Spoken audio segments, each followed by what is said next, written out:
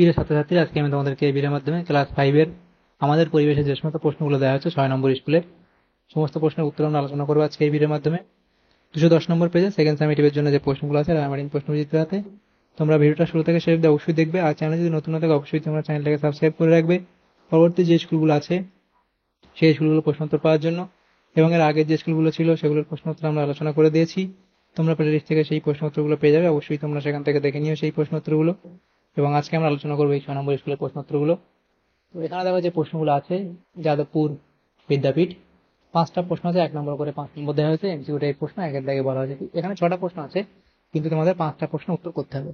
তো একের দাগের প্রশ্নে বলা হয়েছে সঠিক উত্তরটি নির্বাচন করো, যে কোনো 5টি। একের দাগে একের প্রশ্ন বলা হয়েছে আমার সোনার বাংলা গানটি রচিত হয়েছিল 1905 সালে, অপশন খ। এরপরে আছে গাঙ্গেয় সমভূমির উচ্চতা সমুদ্র জলের তুলনায় 10 থেকে 15 মিটার। এরপরে স্বামী বিবেকানন্দের বিদেশিনী শিষ্যের নাম ভগিনী নিবেদিতা, অপশন খ। এরপরের প্রশ্ন দেওয়া হচ্ছে কি মাস্টারদা নামে পরিচিত ছিলেন, মাস্টারদা নামে কে পরিচিত ছিল, সেটা হবে সূর্য সেন। তারপর আছে একটি লুপ্তপ্রায় মাছ হলো, একটি লুপ্তপ্রায় মাছ হলো কি ন্যাদোষ। এরপরের প্রশ্ন রেশম কীট পালনের জন্য যে গাছের চাষ করা হয় তা হলো কি তুঁত, অপশন ঘ। 2 থেকে বলা হয়েছে শূন্যস্থান পূরণ করো, যে কোনো 4টি প্রশ্ন উত্তর করতে বলা হয়েছে। শূন্যস্থান পূরণ এখানে দেওয়া হয়েছে। দেখো প্রথম প্রশ্ন বলা হচ্ছে কি 2 দাগের 1, পৃথিবীর ছাদ বলা হয় ড্যাশ মালভূমিকে। তাহলে পৃথিবীর ছাদ বলা হয় কোন মালভূমিকে, তাহলে পয়াকা ময়সী র পামির মালভূমিকে। ড্যাশ নদী হলো একটি নিত্যবহ নদী, তাহলে লিখবে কি গঙ্গা নদী হলো একটি নিত্যবহ নদী। এরপরে প্রশ্ন ভারতবর্ষ স্বাধীন হয় ড্যাশ সালে, তাহলে ভারতবর্ষ স্বাধীন হয় কত সালে, তোমরা সবাই জানো 1947 সালে। তারপর আছে ধান কাটা ও ঝাড়ার আধুনিক যন্ত্রের নাম কি, সেটা হচ্ছে তোমাদের হলো হারভেস্টার, হারভেস্টার। তাহলে ধান কাটা ও ঝাড়ার আধুনিক যে যন্ত্র তার নাম হলো হারভেস্টার। এরপরে মাতঙ্গিনী হাজরা ড্যাশ নামে পরিচিত, গান্ধী বুড়ি নামে পরিচিত। তাহলে মাতঙ্গিনী হাজরা কি নামে পরিচিত, গান্ধী বুড়ি,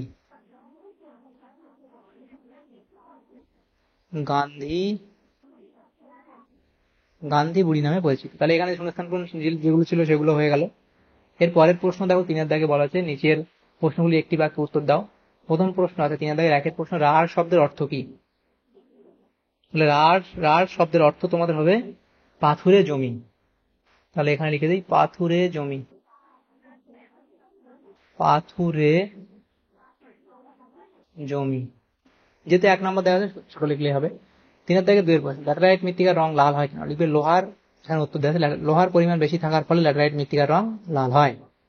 3.3 দাগে বলা আছে কোন গাছের পাতা দিয়ে থালা বাটি তৈরি হয়, তাহলে হবে কি শাল গাছের, শাল গাছের পাতা দিয়ে থালা বাটি তৈরি হয়। তোমরা এই অনেক সময় অনেকে দেখে থাকো অনেক অনুষ্ঠানে যেটা দেওয়া হয় শাল গাছের যে পাতা সেটা দিয়ে থালা তৈরি করা হয়।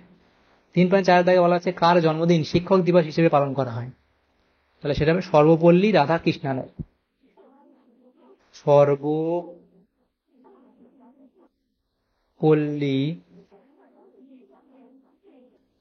রাধাকৃষ্ণন, সর্বপল্লী রাধা কৃষ্ণান এর জন্মদিন শিক্ষক দিবস হিসেবে পালন করা হয়। এরপরে 3.5 কি বলা হয়েছে, সেটা হলো বেশি রাসায়নিক সার ব্যবহারের কুফল কি, এখানে লিখবে বেশি রাসায়নিক সার আর কীটনাশক ব্যবহারের কুফল, এই কুফলগুলো তোমরা লিখবে। এরপরে বাঁশের কেল্লা কে তৈরি করেছিলেন, তোমরা জানো বাঁশের কেল্লা কে তৈরি করেছিল, সেটা হবে তিতুমির, তিতুমির। তাহলে বাঁশের কেল্লা কে তৈরি করেছিল, সেটা হবে তিতুমির। এরপরে যে প্রশ্নগুলো এখানে আছে দেখো সেগুলো কি 4 দাগের প্রশ্ন, 5 দাগের প্রশ্নগুলো নেক্সট পেজে আলোচনা করবো আমরা।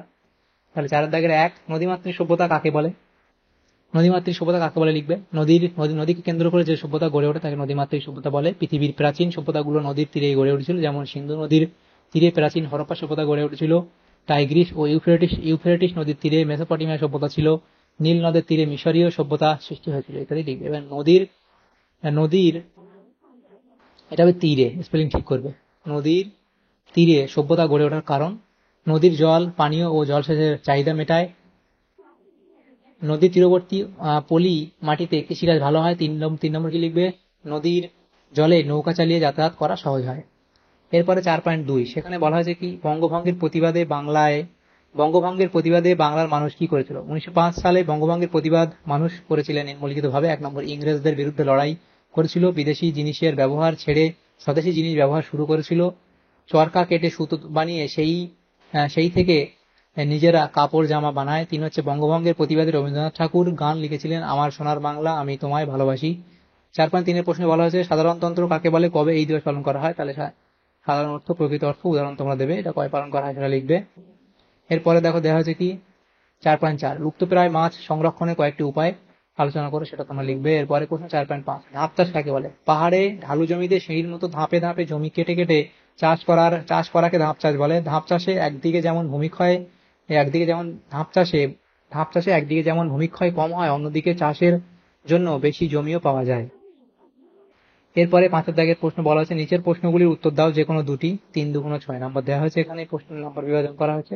5.1 বলা হয়েছে সুন্দরবন অঞ্চল সম্পর্কে ধারণা দাও। তাহলে গাঙ্গেয় সমভূমির দক্ষিণ অংশে দক্ষিণ 24 পরগনা জেলার 15টি থানা নিয়ে যে বদ্বীপ কেন্দ্রিক গভীর বনাঞ্চল গড়ে উঠেছে তাকেই সুন্দরবন অঞ্চল বলে। মূলত এখানে লবণাম্বু সুন্দরী গাছের প্রাধান্য থেকেই এই অঞ্চলের নাম সুন্দরবন করা হয়েছে। জীবজন্তু এখানে লিখবে, সুন্দরবন থেকে মানুষ কি কি সংগ্রহ করে সেগুলো লিখবে, যে জ্বালানি কাঠ সংগ্রহ করে, আসবাবপত্র নৌকা তৈরির কাঠ সংগ্রহ করে, মধু ও মোম সংগ্রহ করে, গোলপাতা, ভোগলা পাতা, শোলা পাতা সংগ্রহ করে, সুন্দরবনের জলাভূমি থেকে মাছ, মিন ও কাঁকড়া সংগ্রহ করে। সুন্দরবন অঞ্চলের নদীগুলির প্রকৃতি ও বৈশিষ্ট্য তোমরা এখানে 3টে পয়েন্ট এখানে দেবে। এরপরে 5.2 এর দাগে যে প্রশ্ন ছিল সেটা বল টিকা লেখো সবুজ বিপ্লব। তাহলে সবুজ বিপ্লব সংজ্ঞা দেব। 1960 এর দশকে ভারতীয় কৃষিতে যে ব্যাপক উৎপাদন বৃদ্ধি ও আমূল পরিবর্তন ঘটে তাকে সবুজ বিপ্লব বলে, কারণ একদম উচ্চ ফলনশীল বীজের ব্যবহার বৃদ্ধি, রাসায়নিক সার ও কীটনাশকের ব্যাপক ব্যবহার, ডিপ টিউব অয়েল বসিয়ে জলসেচের ব্যবস্থা, কৃষিজ যন্ত্রপাতির ব্যবহার বৃদ্ধি প্রভৃতি কারণে ভারতীয় কৃষিতে উৎপাদন বৃদ্ধি পেতে থাকে। প্রভাব লিখবে কি গমের উৎপাদন সবচেয়ে বেশি বৃদ্ধি পায়, ধান, ডাল, তৈলবীজ প্রভৃতি প্রচুর পরিমাণে উৎপাদিত হয়, খাদ্যের আকাল কেটে যায়, কৃষকদের আয় বৃদ্ধি পায়।